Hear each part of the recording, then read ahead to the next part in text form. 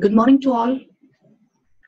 I, Dr. Christina, Faculty of Women's Studies, on behalf of Administrative Training Institute, Mysore, welcome you to the virtual platform.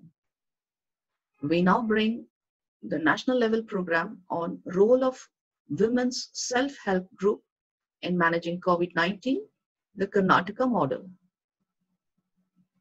It's my privilege to introduce the speaker, Dr. Mamta B.R. Gowda, IAS, has 28 years of experience, of which she has trained policymakers, drafted public policies, and dealt hands-on with the day-to-day work of governance at all levels, from city corporation to the chief minister's office as an administrator. She always believed in multitasking, and the best example is her present task as Mission Director, National Rural Livelihood Program, Government of Karnataka, and also serves as the Joint Director General of Administrative Training Institute, Mysore. Having completed her Masters of Science in Mass Communication, Bangalore University in 1987 with a gold medal for academic excellence, she also completed her PhD from Bangalore University in 2005 in mass communication. Dr. Mamta is also a painter and is interested in all kinds of crafts, cultural heritage, creative writing, and nonfiction.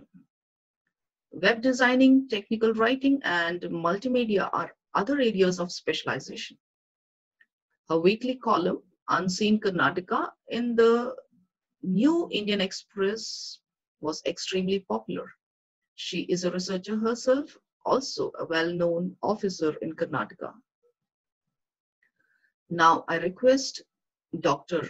Mamta B.R. Gowda to share her Karnataka model on the role of women self-help group in managing COVID-19. Over to you, madam. Thank you, Christina. I think I'll keep it if you can just load my presentation so that people can just see what it is. Definitely. I will be very brief. Usually leadership, as we see it, has certain parameters. We always think that leadership has certain parameters. But over the last 2 months, my experience in working with women in Karnataka has given me a different insight. I feel Thank you. the poorest of poor today are possible, and what is their actions, and then poor are defining what is leadership today. They're changing the parameters of leadership, and learning from them can also change our own lives. They're changing the lives around, and that will also help us change ourselves. This is a mindset which needs redefining. Leadership comes from unlikely places. What I have seen is in the last 2 months during the COVID, women from the poorest of poor women, from the below poverty level women, have emerged as leaders. They have taken over, redefined the way people live, redefined the way the livelihood happens, and they have taken charge of not only their lives, but they have also taken charge of other people's lives also. These people have challenged the mindset that leadership comes with the leadership comes from a lot of sustained training. That is what they have been able to challenge. And what they have now come to tell us is that everybody has an ability, even the most unlikely of us can take on leadership with a gentle push. We usually think we are the product of circumstances. But what I have learned is that we are not the product of our circumstances. Irrespective of people's circumstances, and prevailing conditions, they can collectively create a unique feature. That is what National Rural Livelihood Mission Women, we are around 11 lakh women, 11 lakh 68,000 women all over Karnataka who have navigated many villages during the pandemic, reassuring women, building their confidence. They've demonstrated that they can stand by the district administration. They've also persisted and shown that they could provide the community with that kind of leadership and provide continuous sustained support to a lot of women around us. Now, they have been able to see during February, we realized that there is going to be some changes. Looking at China and other countries, we came to realize that there will be some changes that will happen in the world. So livelihood has to change. So we women just re-engineered their own lives and got into mask preparation. More than 40,000 women got into mask preparation, and around 10,000 women into sanitizer production, phenol production, liquid soap production. And each of these women earn around 500 to 800 rupees per day. They were all able to get gathered together, put up their own tailoring machines, take orders from, we gave them a small training. We gave them a very small training during the beginning of the, beginning of this COVID situation, online training. Then they were able to approach various places, take orders and start preparing. When everywhere masks were being sold at 500, some 500 rupees, 150 rupees, 200 rupees, these women were able to produce masks at 12 rupees. They were able to sell masks at 12 rupees, 8 rupees, 7 rupees. And all these are triple layered masks. They are not ordinary 2 layered masks. They are triple layered masks. And out of cotton can be, which is friendly to the environment, and they will wash, and these are all wash and wear kind of masks. Okay.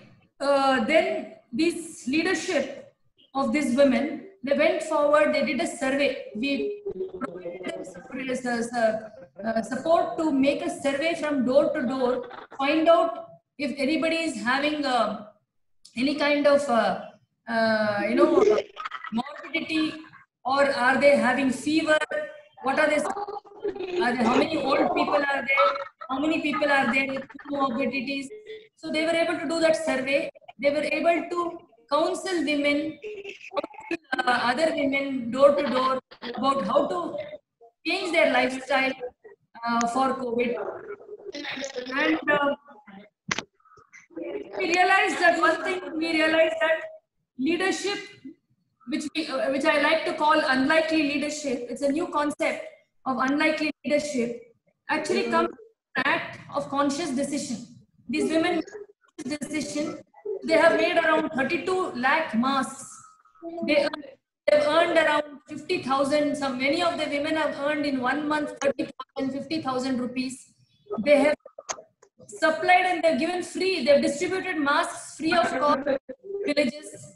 They have made 32 lakh masks, 1 lakh liters of sanitizers, 10,000 liters of liquid soap, 24,000 phenol, 120 tons of fruits and vegetables they have procured from the farm. They have sorted it, they have cleaned it and sorted it, and they have supplied villages. They have gone to door and supplied this to villages.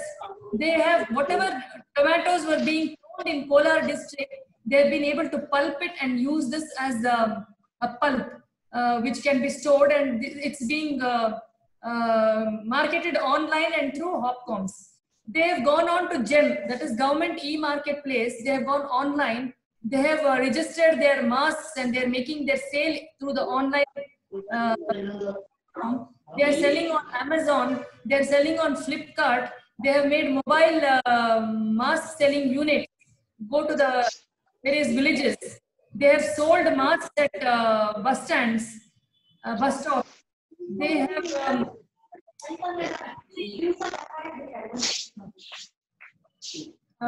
Can you just keep changing the slide, please? The leadership that they provided, door-to-door awareness campaigns in all the villages, door-to-door distribution of ration kits, 65 community kitchens all over the state to provide food for stranded migrant workers, fruit, vegetables, and medicine distribution. And they have gone one step ahead, and they have made educated women about how to manage COVID situation. They've motivated communities to re-engineer their own lives and livelihoods. They've activated families to look positively at the adversity. And they've said opportunity comes even in the most dark times. So to look at everything as an opportunity. They've been keeping watch on people in the home quarantine. They've been informing district administration of any new people coming into the villages. They're keeping track of people's health and informing ASHA workers about any COVID-19 symptoms in anybody in their village. Distributing masks, sanitizers, and food to COVID warriors. Counseling and reassuring COVID families. And from all this, what I realize, we also started a Corona war room where we have telephone numbers. Anybody having any problem could call on these telephone numbers, which you can see on the screen, and in any district, and get help, whatever necessary help. So they even had, we had 400 women workers, women self-help group workers as volunteers. So apart from doing all this, the women, that is 1,68,000 groups, 10 people in a group, 11,68,000 women. They took on leadership to fight COVID in Karnataka. So the lessons we've learned from that is that we are at a threshold of a new decade of change for women. At 2020 has created a new promise across different socio-economic fronts. And this decade, we will embrace and welcome women in a new emerging leaders, as new women as new emerging leaders of the COVID-19 times and after the crisis. Leadership now I can acknowledge from whatever learning I have got, leadership in a crisis I can acknowledge is an act of conscious decision. And it actually comes from unlikely people. We would have never expected people below poverty level. This is the very last women of the poverty, below poverty level, coming forward, taking on such leadership, working in villages, not only making their own livelihood, not only taking care of their own family, taking care of the community, and taking community through this crisis, taking leadership of the community. And leadership actually requires painful choices, and it has to be developed and nurtured. But actually leadership, as I said, springs up in unlikely places through unlikely people. It turns out you don't have to have a degree in leadership development to effect a change in this world. You can grow up scavenging in village garbage dump, but still have a voice, make your voice heard, and to take on and make a change and make things happen, have a vision and make things happen. I thank you all for your participation and for your patient hearing. I now open out for questions. Before that, I'd like to say 2020 could be a beginning of a new decade for women from the marginalized and suppressed classes. This will be the leadership from women of the suppressed classes. Thank you very much.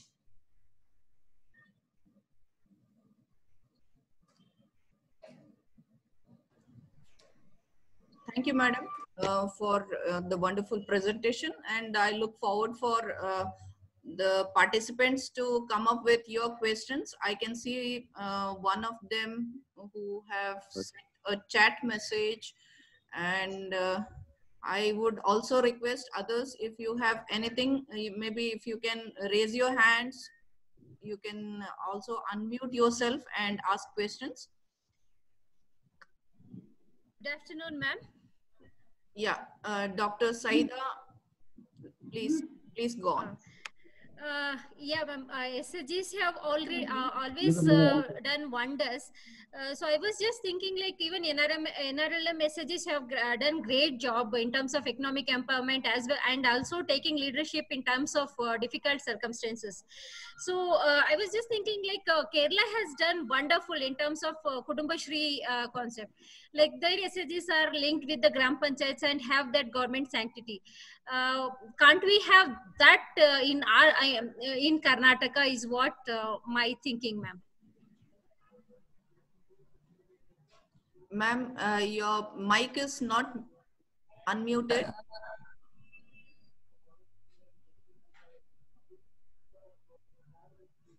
Ma'am, can you unmute? Yeah. Thank you, Saida. I would like to thank you for your question, but I'd like to correct you also. Sanjeevani in Karnataka, NRLM is called Sanjeevani in Karnataka. It's called Kudumbashri in Kerala. So you don't have to go so far as Kerala. You just have to turn to your backyard and you can see the leadership of NRLM women, Sanjeevani women in your own backyard. Kudumbashri started in a different model, and Karnataka model is totally different in the sense Karnataka actually it is a lot of hand holding that has been done in Karnataka, and we are yet to it's not started so early as the Kudumbashri. We started a little later than them, but Sanjeevani is Kudumbashri.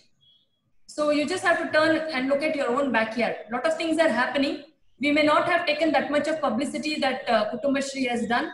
We have not pushed for that kind of thing. But this COVID circumstances has actually showed us that NRLM women are leaders everywhere, in every village. They've gone to places where nobody has bothered to go. They have done things that nobody has bothered to do during COVID. They have done even garbage disposal during the COVID times. They're also cleaning vehicles. They're sanitizing vehicles for everybody. They've gone to that extent, and they've taken on the complete leadership of this COVID, I can see. Thank you, ma'am. One more thing I just wanted to discuss. 1 hour back, I was attending one more webinar with regard to the challenges faced by slums. There are also lots of challenges. I mean, slums, it's obviously in the urban areas. Like NRLM, it's doing wonders in the rural areas. Is there any mechanism that we can take the same thing to the urban areas and ensure that even the urban SSGs are given hand-holding support, and they are also, their leadership is their leadership skills are also enhanced in a way. Yes, what is done in rural areas can easily be. See, it is not that we have done something. It is that's what I said. Unlikely leadership emerges due to a conscious act of a decision. It is a choice you make. The choice these women have made. We have just given them a little push. We have just nurtured them. The similar kind of nurturing in a slum area, they can do wonders. It's possible. It's taking on leadership is a choice one makes, and it's just an instinct. Leadership is an instinct, and how do we turn this instinct into an action? We can actually turn this instinct into an action by just a little bit of nurturing and little bit of push. That's exactly what NRLM has done. Most of the work has been done by the women themselves. Thank you, ma'am. Yeah, thank you so much. And I can see Miss Sumitra Acharya, Sumitra advocate, asking a question. If the payment remuneration is paid properly. Is Sumitra out there? Sumitra? Yeah, there is see, this is a livelihood program, Sumitra. Can I see Sumitra, ma'am? Yeah. Is this Sumitra? No, okay. Sumitra is not to be seen. I think. Okay. Yeah. Okay. This is actually it is a livelihood program, madam. So they have earned for whatever work they have done, they have earned. The other works, like for example, door-to-door survey or distributing ration, all that they have done in addition to their livelihood activities. Okay, good. And one more question is individual leadership. Is there individual leadership among these women who motivated others? Kind of a question. This is by Skanda.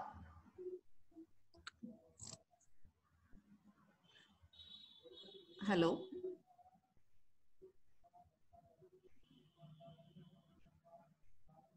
Hello. Emerged. Yeah, madam. And in every group, there is one leader. And in every group, the leader emerges out of his or her own interest. But the collective leadership, collectively they have they come out with a bang. That's why I said we are at a threshold of a new kind of leadership, which we are going to see in the future, which is going to take the country by a storm. Because every state they have done this kind of work. National Rural Livelihood Mission Women, every state have done wonderful work. Yeah, one more point is by Dr. Subhash Chandra Sarangi, who says it's an excellent effort towards women empowerment, earning livelihood, social awareness, and fight against the pandemic. So he congratulates the webinar out here. Thank you very much, Dr. Subhash. Yeah, anybody else who wants to pose a question? Dr. Dilip, I think you wanted to say something. Yeah, hello ma'am, am I audible? Yeah. Hello. Yeah, please go on. Can you all hear me? Yeah, good afternoon from Ranchi. Good afternoon.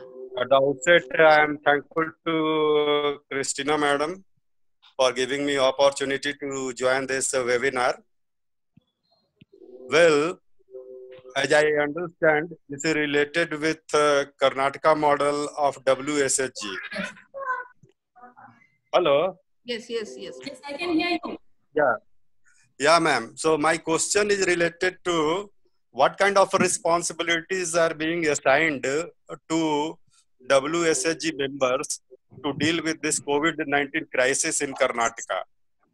They are directly into action, or they are at the cutting edge level working and doing sanitization work, or making the people aware about the do's and don'ts related to COVID-19. I mean, that is what I want to ask, and how they are getting the fund. They are utilizing their own fund, or they are getting financial support from NGO or any government organization. For the individual livelihood activities and group livelihood activities, they have borrowed money from the community investment fund. We give them about 15.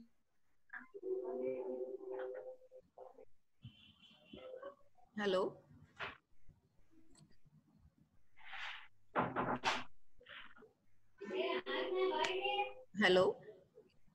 Hello. Yeah.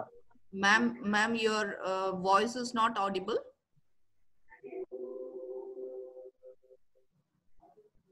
Mamta ma'am, your voice is not audible.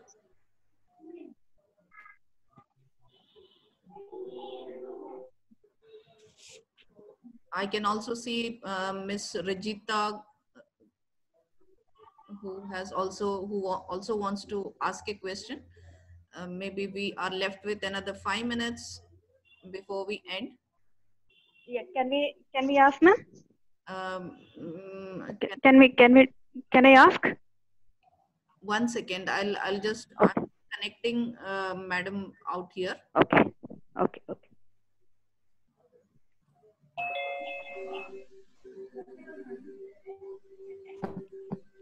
Yeah, I think she is getting connected.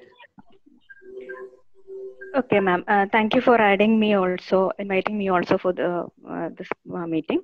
I just want to ask you what measures have taken for the safety of these women. Actually, I'm asking this because in Kerala we are seeing the health workers are getting affected. So I would like to know what measures you have taken for the safety of these women who are working in the field.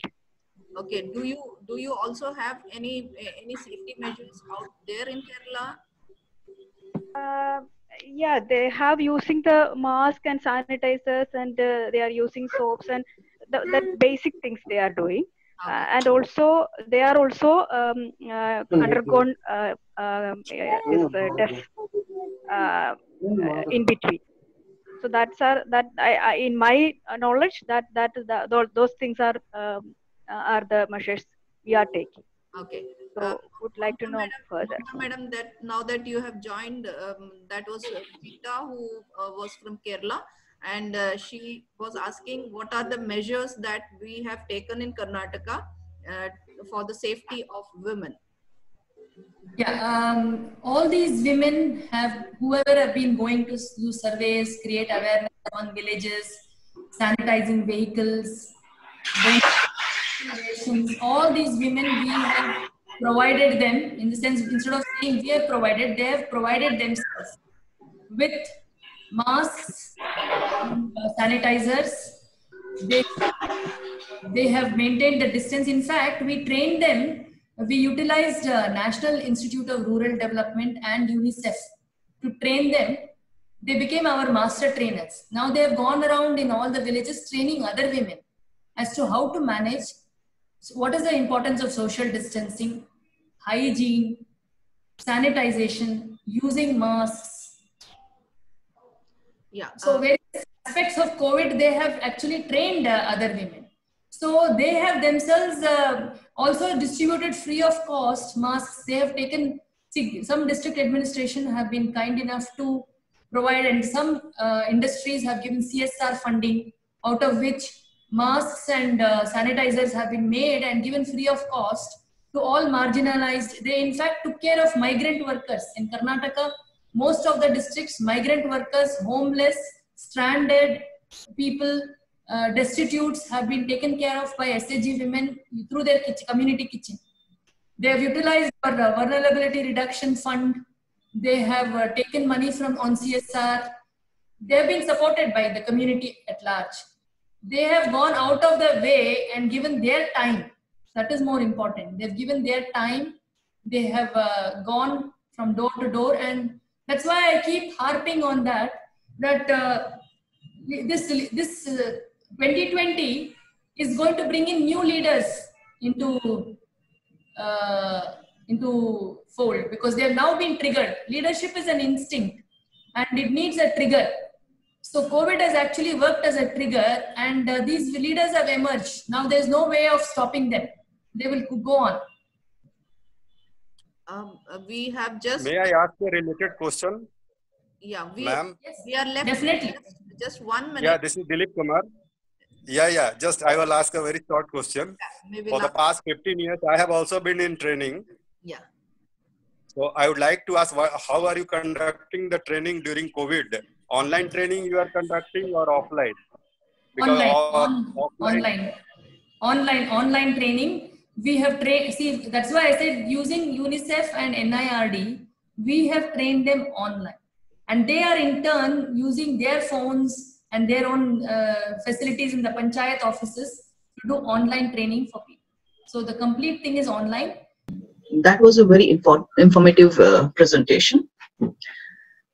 Thank you, Dr. Mamta, for sharing the initiatives taken by Government of Karnataka in infusing leader among the members of self-help group in the tough times of COVID-19, and also answering to all the questions posed by participants.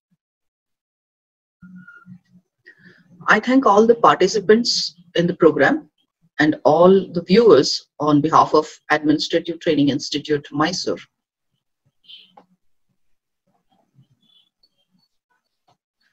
Signing off is your host, Dr. Christina Kantraj. For any further questions, you may contact us at atiwsfaculty@gmail.com. Thank you all.